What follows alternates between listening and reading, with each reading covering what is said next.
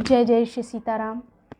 सीताराम चरण रति मोरे, अनुदिन बढ़हु अनुग्रह तोरे। जय शंकर भगवान की, जय पार्वती मैया की, जय विष्णु भगवान की, जय महालक्ष्मी की, जय सरस्वती माता की, जय हनुमान जी महाराज की, जय मेरे गुरुदेव की, जय गोस्वामी तुलसीदास की, जय श्री रामचरितमानस की, जय जय श्री सीताराम।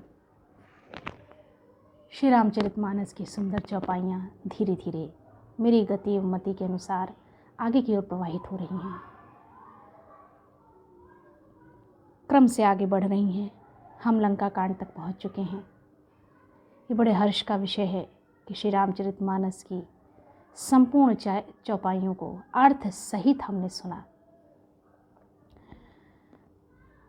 लंका कांड के अंतर्गत उसी क्रम को आगे बढ़ाते हैं।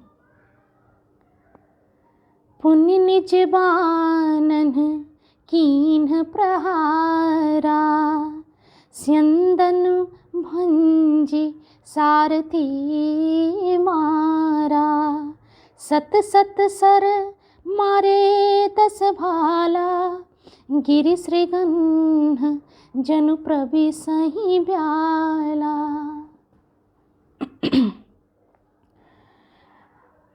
रावण का युद्ध देखने लायक था। उसने बहुत सारे प्रहार किए, रथ को तोड़ डाला और रथ पर जो सारथी थे उन्हें भी मार डालता था।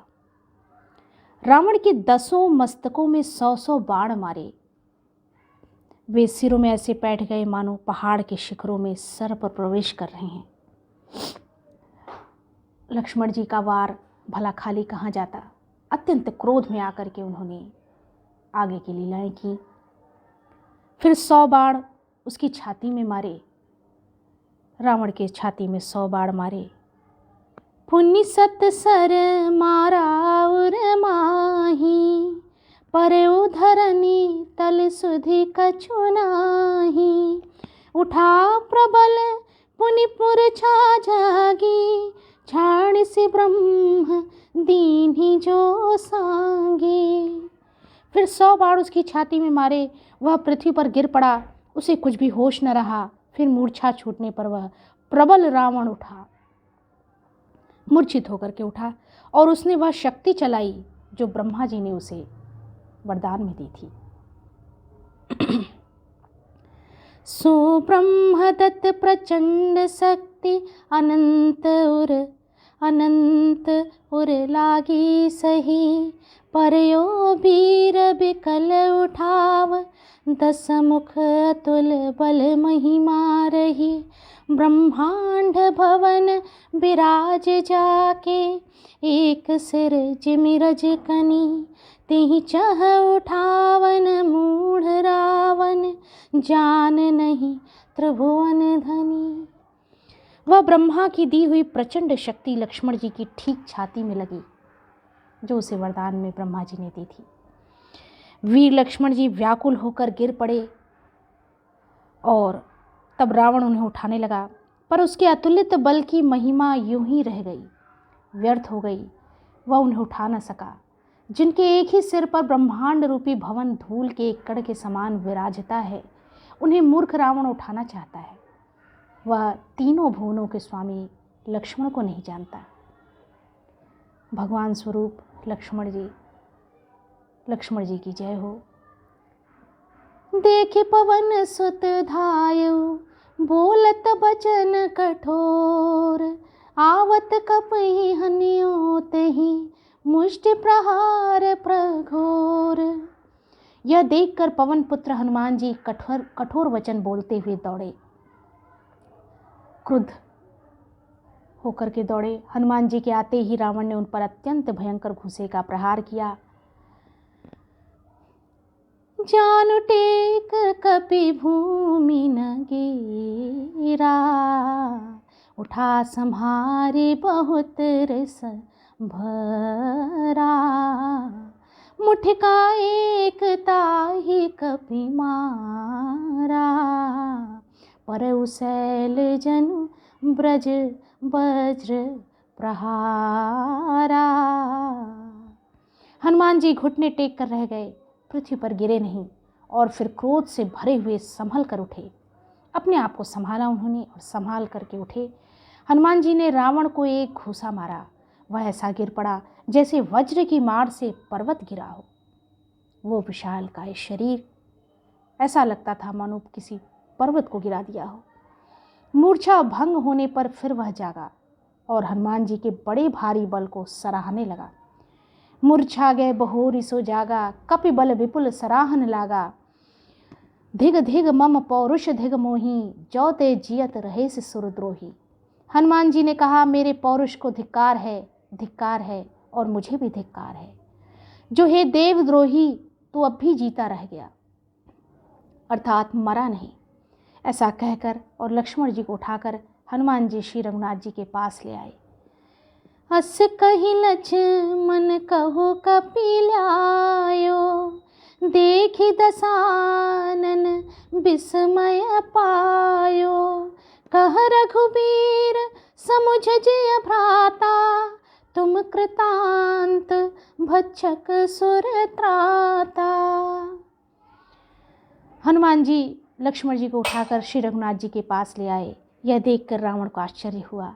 श्री रघुवीर जी ने लक्ष्मण जी से कहा, हे भाई, हृदय में समझो तुम काल के भी भक्षक और देवताओं के भी रक्षक हो। ये वचन सुनते ही कृपालु लक्ष्मण जी उठ बैठे। सुनत बचन उठी बैठ कृपाला, गई गगन सो सकति कराला। पुनि को दंड बान बगहि धाये, रिपु सन्मुख अति आतुर आए। ये वचन सुनते ही कृपालु लक्ष्मण जी उठ बैठे। वह कराल शक्ति आकाश को चली गई। लक्ष्मण जी फिर धनुष बाण लेकर दौड़े और बड़ी शीघ्रता से शत्रु के सामने आ पहुंचे। आतुर बहोरी विभंज स्यंदन सूत हति, व्याकुल कियो गिरियो धरनि दस कंधर। कंधर बिलकतर बान सत विधियो हियो, सारथि दूसर घाले रथ तहि, तुरत लंका ले गयो। रघुबीर बंधु प्रताप पुंज, बहोरी प्रभु चरणनि नयो। फिर उन्होंने बड़ी ही शीघ्रता से रावण के रथ को चूर चूर कर और सारथी को मारकर उसे अर्थात रावण को व्याकुल कर दिया। 100 बाणों से उसका हृदय बेध दिया, जिससे रावण अत्यंत व्याकुल होकर पृथ्वी पर गिर पड़ा।